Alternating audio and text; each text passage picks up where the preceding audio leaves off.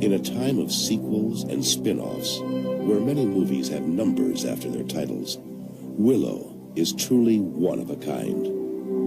With a complex story full of twists and turns and surprises, it couldn't be told on the stage. And with its visual scope and majesty, it couldn't be told on the small screen of television. Willow had to be a movie.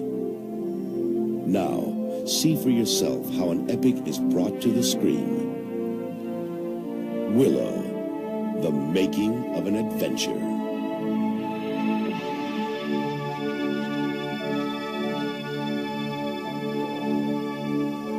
Step right up and get your Willow tickets right now. Come on in. You got a little action, you got a little adventure, you got a little magic, you got a couple of chuckles.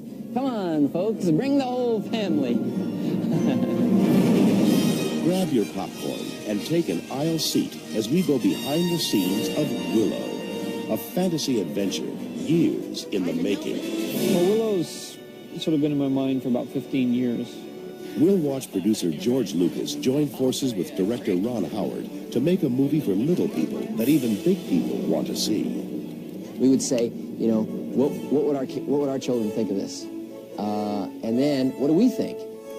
We'll travel to 3 continents for an exclusive look at the challenges and the thrills. And then we ended up on the frozen lake at the bottom. I had to do that about 12 times.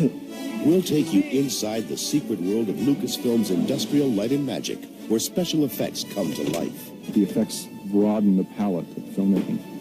And this film has a lot of effects in it. All this coming up as we bring you the story of Willow, a movie with a heart that matches its spectacle.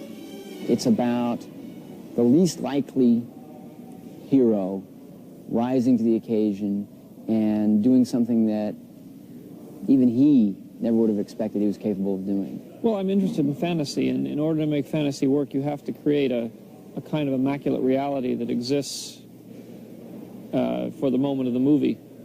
And without that, the fantasy won't work. Action! With that in mind, George Lucas, the creator of Star Wars, recruited Ron Howard, the director of Splash and Cocoon. Together, they would give life to Willow. When you've got a George Lucas that you can turn to on the set, well, that's an unbelievable luxury, and one that I really tried to take advantage of. And at the same time, George was very respectful of me, and from the outset said, "You're directing this movie, and go do it."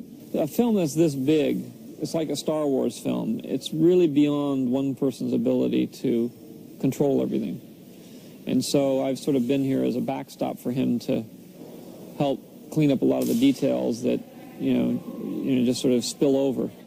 Warwick Davis was cast in the title role of Willow. At 3 feet 4 inches, he played an Ewok in Return of the Jedi. Now just 18 years old, this story is all his. It's about a farmer, Willow who wants to be a magician. I mean, he's a farmer, but he doesn't like that. He wants to be a sorcerer and get into magic and everything. And then one day, just by chance, this baby arrives on his doorstep. A special baby, one who can tip the balance between good and evil. Have you found the child? The search goes on, my queen. Find the child! Find the child! Time is running out. This child must be taken beyond the boundaries of our village, all the way across the great river. The fates call upon Willow to give the baby to a responsible daikini, or tall person. Unfortunately, he meets Mad Mardigan. Give me some water, you measly little pecks! It's Daikini.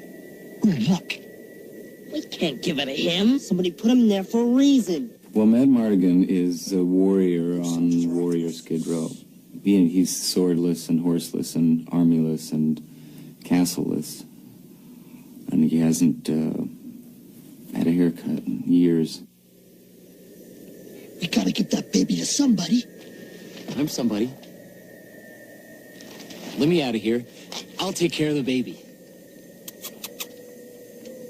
Little Willow must take the over 6-foot Mad Mardigan up on his offer.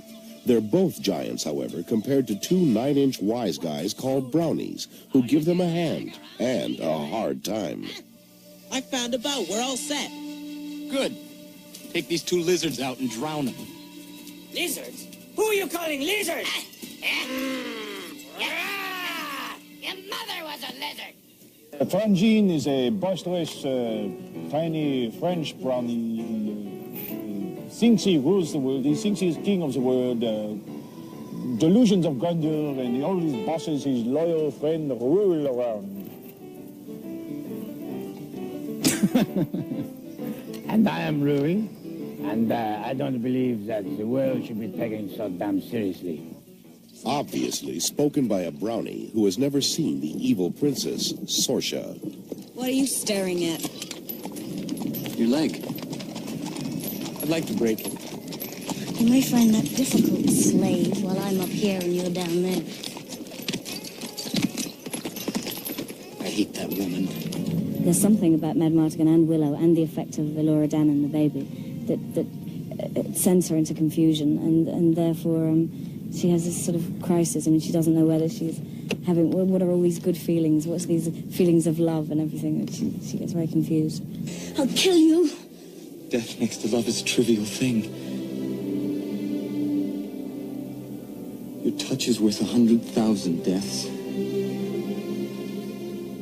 But Willow isn't just a love story. What goes on here? It's also an adventure story, the struggle between good and evil, big and small. People come in all shapes and sizes in our movie.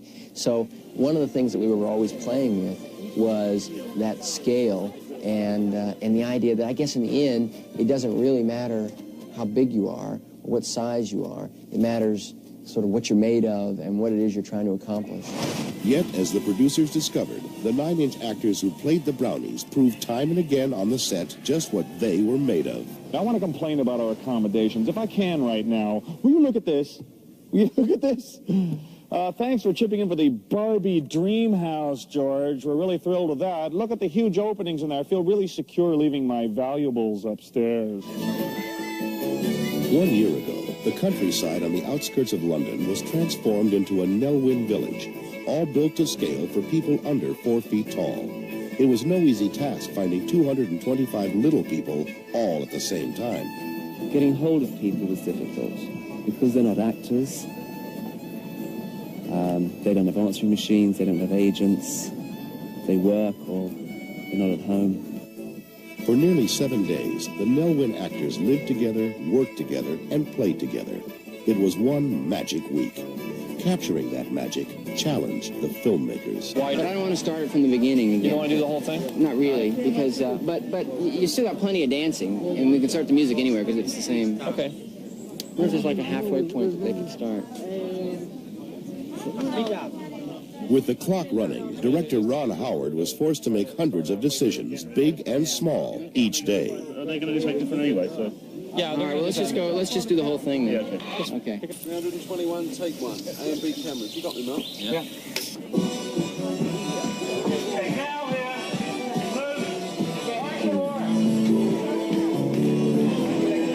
Go slowly through and back again. The frame will come up this way.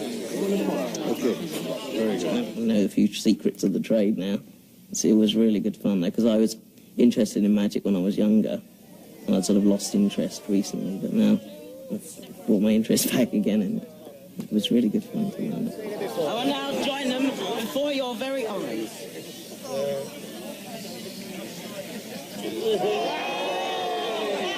It really hit me in the Nelwyn village where I was in the minority completely, and everything was scaled perfectly to these people that we look upon as being unusual and different. And to see them interacting, performing, working hard, laughing, playing, carrying on, that was, to me, I think maybe the greatest experience in the movie. The cast and crew also traveled to Snowdonia in a remote section of North Wales. To film the storming of the evil Knockmar Castle required finding 150 horses and another 200 pigs, booking 25 local hotels, and hiring 200 local extras, all to accomplish one ugly transformation. When he goes down on the ground, what happens is you guys begin to see that he's turning into a pig. What a driveway. And turn and start to go. And she starts saying, "You're all pigs." and starts turning you all into pigs. You do it by sculpting effectively a different face that is moulded in a very, very soft, pliable material. Foam rubber, or sometimes plastics are used. And that's literally glued to the skin. On location, we had a great many sort of pull-on masks and suits for all the wide shots, because there's no way you can actually turn 200 people into pigs mechanically at the same time, and it would take years. While the nighttime shooting in Wales could best be described as surreal, 3 days and 2 nights spent here in the rain and mist were also physically challenging. This is wet, this is cold, this is night. This is Wales. This is the movies. Although all exteriors of Knockmar Castle were done in Wales, the interior castle was a set built at Elstree Studios in London. Set construction began 7 months before actual filming. And action!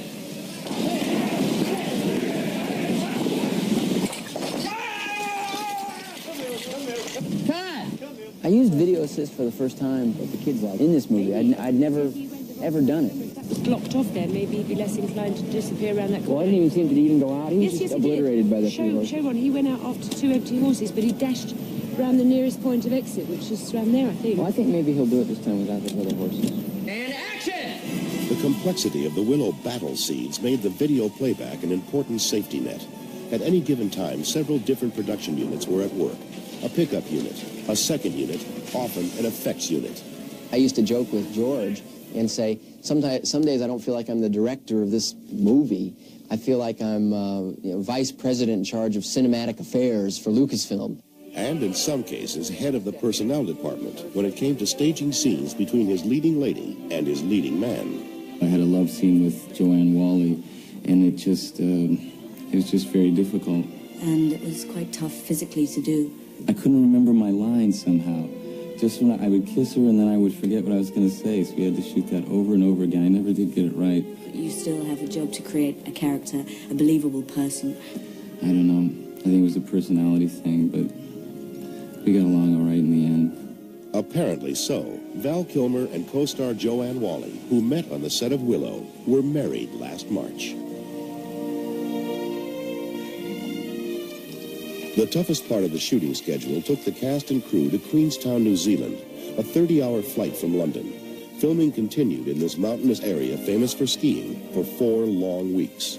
We looked in all over Europe, and unfortunately this time of year there's no snow, so we were advised to come here, and this alpine look is just exactly what we wanted. However, having got here and found it, it's now, although a wonderful location, it's very, very hard to get to logistically. Helicopters were frequently used to ferry cast and crew to the mountaintop sets, together with essential equipment. One night, 4 feet of fresh snow fell and radically changed the schedule. Yet even on normal days, the roads were closed to all but 4-wheel drive vehicles. It was here, near the summit of Mount Caldrona, that a snow camp of skin-covered tents was constructed. The basic problem there was to find a way of holding down the tents in winds gusting up to 100 miles an hour during the prep period, so that we had a set to shoot on when the crew turned up.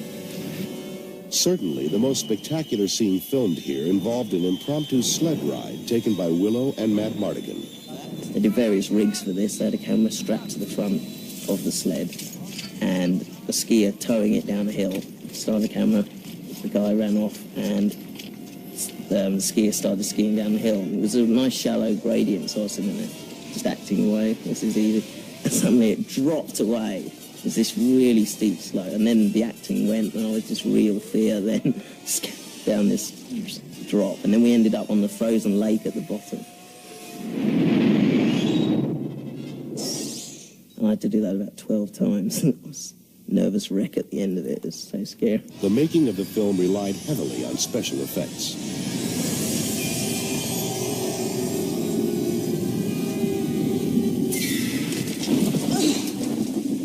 Hundreds of effects were added long after the film was completed. Other effects are achieved on location. Sometimes filmmakers feel it's easier to control their own bad weather using devices from wind machines to wave makers than to work in the real thing.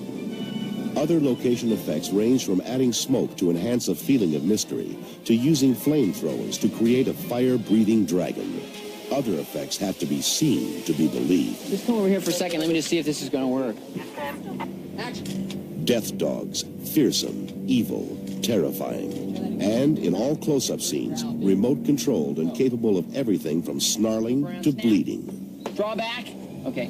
Do a snap and then a draw back and then a lunge. We've also got 2 Rottweiler dogs trained to wear death dog suits, and that has been very successful, more successful than I ever thought it would be. Marin County, north of San Francisco, Willow finally came together as the film now seen in theaters. It is the home of Industrial Light and Magic, owned and operated by George Lucas.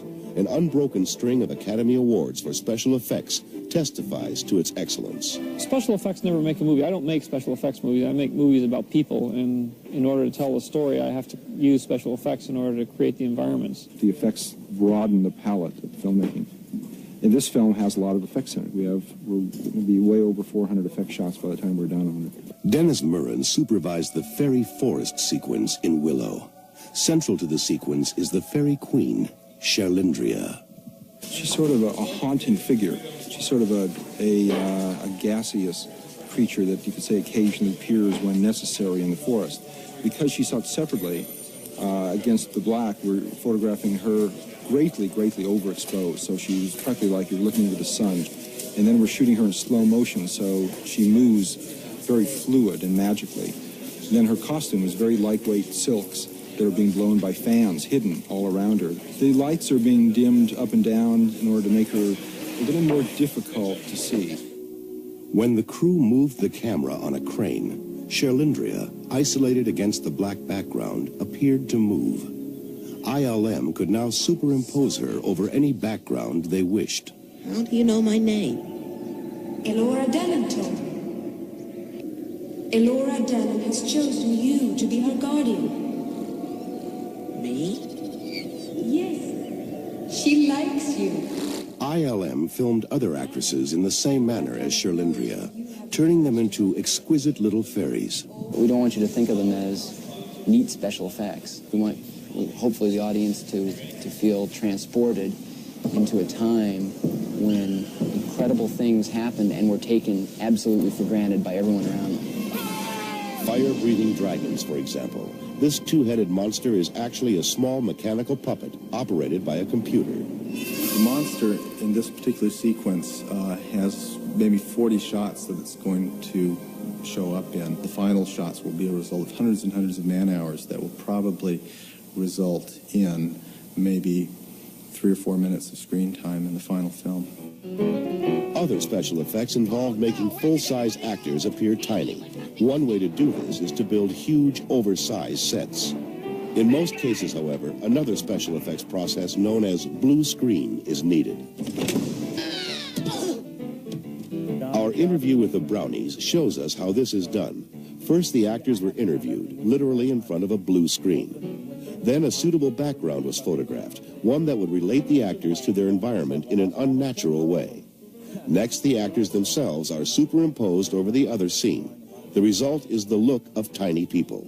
Unfortunately, no special effects process can improve a bad attitude and a big ego. Step inside, and then you want to step inside? No, I can't. I'm too big. I'm too big to get into the little tiny house. All right. I'm sorry. It's not you. It's everything. I didn't mean to bite your head off. Willow proves that one committed person can make a difference. And the making of Willow proves that if enough people share a creative passion, they can make a very special movie. Thanks.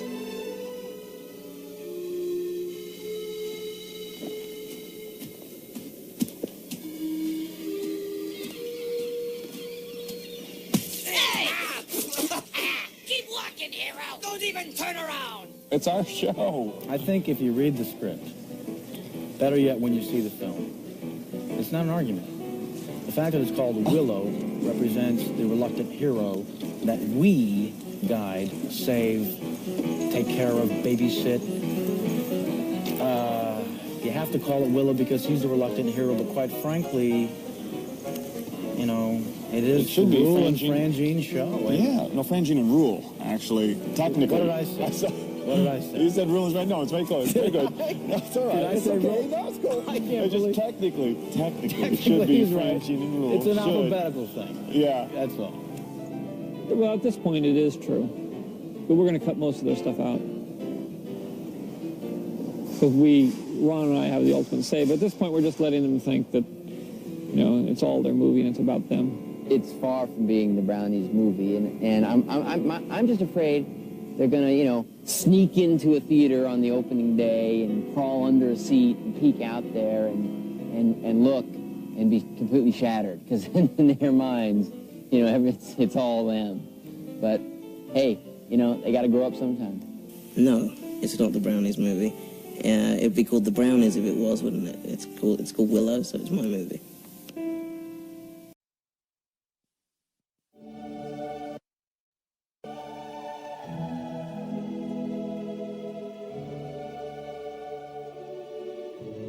For me, one of the milestones was to do the morphing in Willow. I'm Willow Upgood. Willow. Willow. Willow. Peck, peck, peck, peck, peck. Transform. We needed to transform characters one into another, so we created the technique of morphing.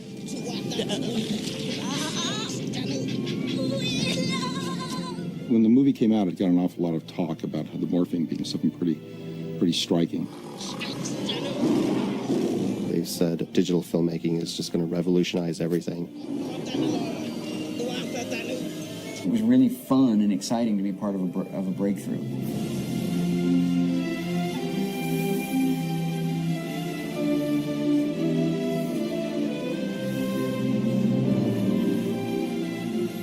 Willow was a huge project. When I read that script, it was just, loaded with all sorts of stuff. It had, giant things and the tiny little brownie characters and all sorts of stuff of every different type of effect you could imagine, the magical stuff going on. It was just a huge undertaking.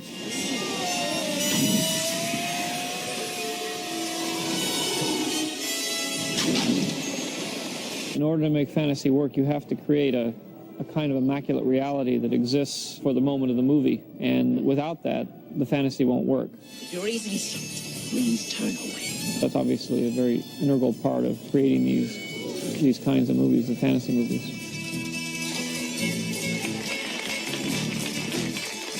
I think Willow is interesting in the history of effects in films or whatever, that it was sort of approaching the end of the traditional photochemical way of doing effects, but was ready, and actually in the area of morphing leapt into the computer graphic world. It was sort of jockeying the two positions, and it was pretty neat. We had been dabbling with computer graphics work here, and we had done the stained glass sequence from Young Sherlock. It seemed so easy to do that work, although it was incredibly hard. The promise was really like, hey, this is going to be great when it finally happens. When Dennis evaluates a project, he looks at it from the point of view of the filmmaker, of the director, and solves the problem first from a storytelling aspect and enhanced by the aesthetic, and only finally, how is it going to be done? There's some examples in Willow of previous technology being applied to the same sort of problem. That's done with building small models and through cables and bladders and wires, being able to make a model pull apart or stretch or contort into another shape. Then you cut away to somebody watching that. And then you cut back again, and you've got a whole new model that's been made, and it goes through another change as much as you can make, cut away again. What we wanted to do here was do something without cutting away, to show changes and shapes that you'd never seen before. Transform me? I can't do it. I'm just not a sorcerer. This was a magical transformation, and Willow was doing it. So you wanted it to be something really special. You wanted to sort of stop everything and just look at it, for a while, because it was supposed to be a real visual, representation of magic. When we had to approach this transformation scene in Willow, where Willow finally becomes a sorcerer and transforms Roselle through all these various incarnations, I assumed it was going to be sort of your basic clunky, some dissolves, maybe something we could do with a couple of puppets, cutaways to Willow, and I think George did too. But Dennis Muren, he kept coming in and saying, to George and I, I think there's a thing we can do with computers now, and it might be time to really try to experiment with it. And I don't know whether it's going to work or not, but I can't really articulate it. But you wouldn't need to have so many cutaways. Well, that simply sounded better to me, but I had no idea what he was talking about. And he said, I think we can merge them. And I said, well, you mean like a dissolve? He said, well, no, it won't be dissolved, because a dissolve is transparent. You can see what that is. It'll be, you know, a real blending. You know, the term morph hadn't occurred yet. I remember we had a meeting sometime in the late summer of 1987. It was Dennis Murin and pretty much the entire computer graphics department of ILM at the time, which was 5 or 6 people. Here are the storyboards for what we have to do. How are we going to do that? And we all looked at Dennis and goes, I don't know. Since I was the programmer on the team, I got assigned to figure out how to do the changing of the shapes of the photographed objects so that we could then blend from one into the other. History's a little vague on who actually came up with the term morphing. Dennis Murin may have used that phrase when we were discussing what the program had to do. The term morphing may have been coined by Doug Smythe, and we spelled it M-O-R-F. Do we want to call it with an F because that's how it's spelled, or do we want to call it with a PH so we don't look like we can't spell? But everybody since has been spelling it M-O-R-P-H. They didn't really give me any specific instructions for what to do other than this is what the storyboard says has to happen, and this is what we're going to be shooting, you know, these puppets doing these different actions. And you figure out how to make it work in between. I started working on the morphing software, I guess it was like September or so of 87, September, October, somewhere around there. And the first version that actually worked was sometime middle of December or so of 87. And we continued on production of shots until March or so of 88. Just to get those images in there was a lot of work because we had to build models that were, controllable, that we could, stretch the neck from one character into another. That was all done by our model shop. This is the first shot where the goat raises up in the air, and there was a mechanism inside the neck to be able to stretch the neck. This has got no computer work on it. This is the way the actual puppet worked. And there's about 6 or 8 puppeteers working this, pulling the neck up. It was like a giant slinky that could stretch. There was no other way to do it in those days except with puppets, because the real animals you could never quite get to do it. But I suppose if you were doing it now, you could do it all CG.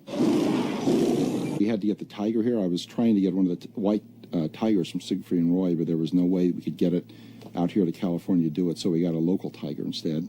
We had to get a nice take of that. We had to get a nice take of the woman that sort of matched up with the tiger's motion. And that was the trick behind it all, was that on both sides of the morph, the actions were sort of duplicated by the characters.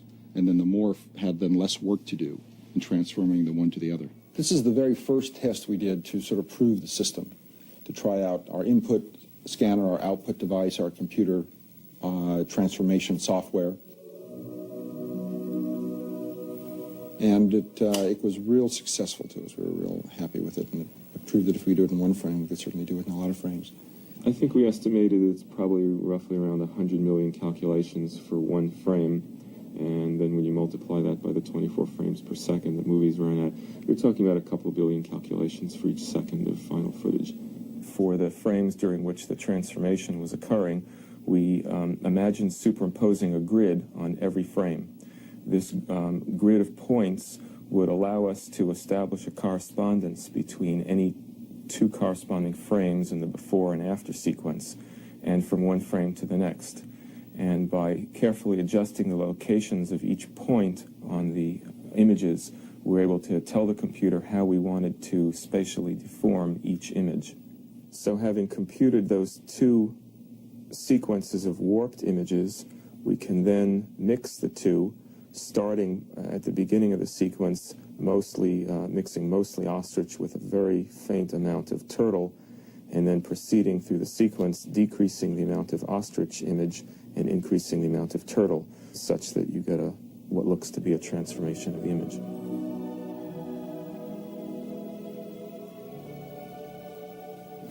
And here's an example of another sequence as we delivered it to optical. This is the transformation from the tiger to Rozelle's actual form. One of the things that's really satisfying about this kind of project is that it demonstrates how computer graphics can be integrated with more traditional special effects techniques in the production of feature motion pictures.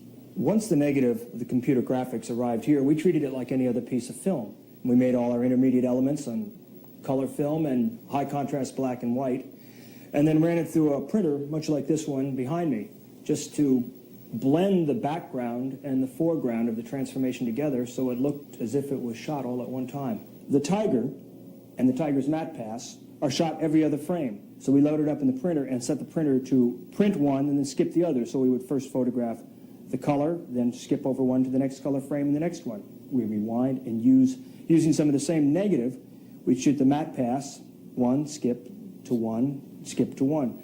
This allows us to derive the mattes that we need and the color in order to blend the two of them together into the background. He does not need to know everything. I didn't tell him everything. You told him enough. My reaction to it when we saw it was, did we do that? I mean, how's that possible? I'd never seen anything like it. Dennis's first exact reactions, I think they were somewhere along the lines of first, wow, that's really neat, and then second, can you make it do this? This was probably the first time that real-world objects were manipulated in the computer and then gone back onto film. Nothing like this had ever really been tried that I know of. It had been tried, in the academia world for research, but not necessarily actually for a motion picture. But because we're set up to do movies here, we had the people and the willpower and the know-how to say, let's try to solve this problem. And we put all the attention to it.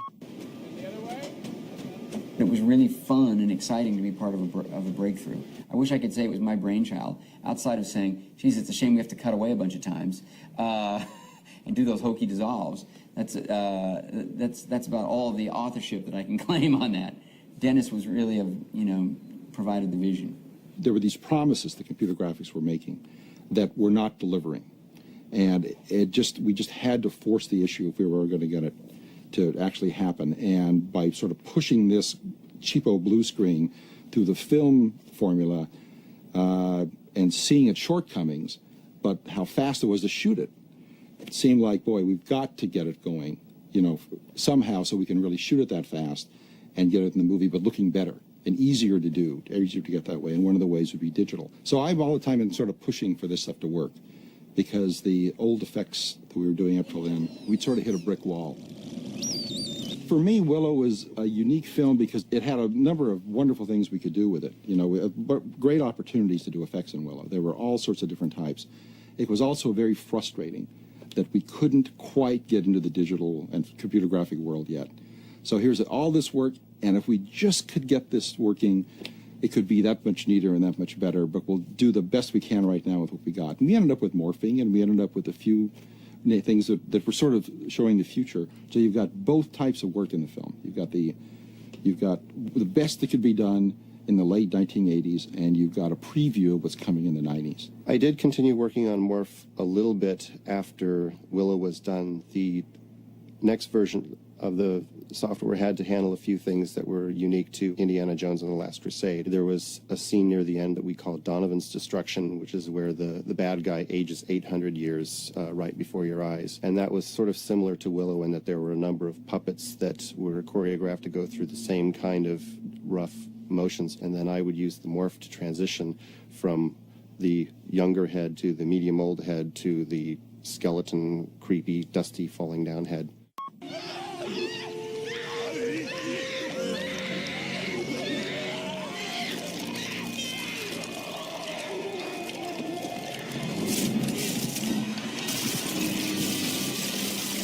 To me, the film that really broke through and delivered on the promise was The Abyss. We had 16 shots, but we actually delivered them on time and on budget, which means you could budget it.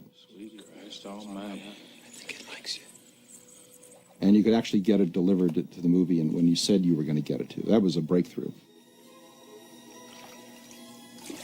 But then Terminator 2 was the big one. I proposed the character to him. I told him the sorts of things that I wanted to do, and he said, we can't do that right now.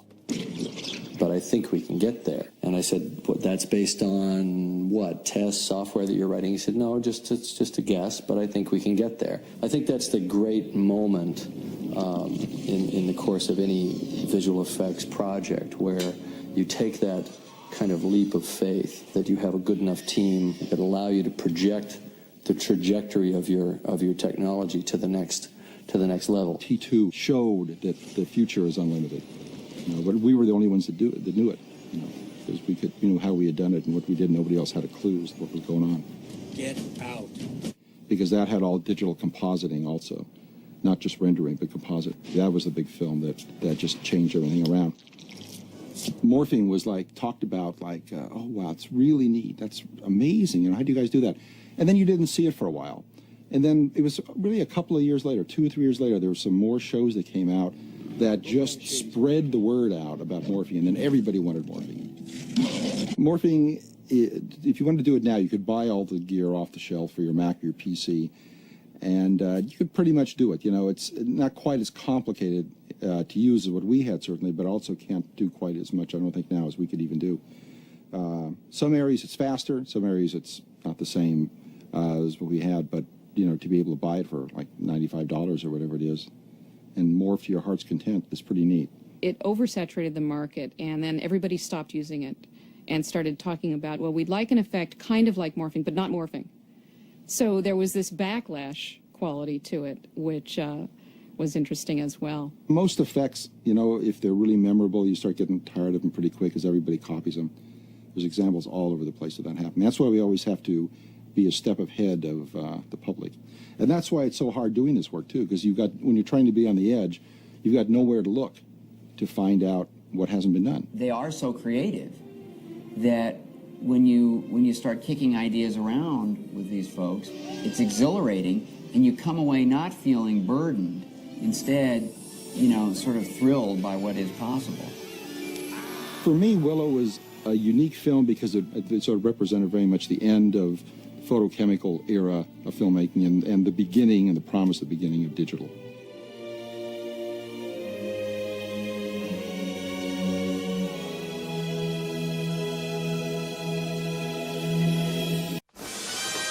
From the creator of Star Wars, from the director of Cocoon, a world is awakening. Why, with the strength of my great army, can you not find one little child? It's a dangerous world. That's why we need your help. Your journey has just begun. Willow.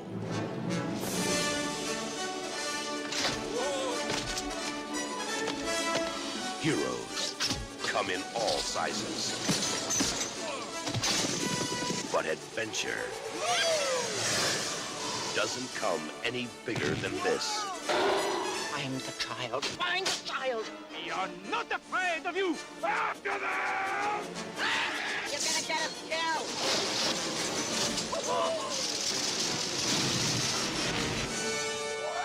I trust them completely.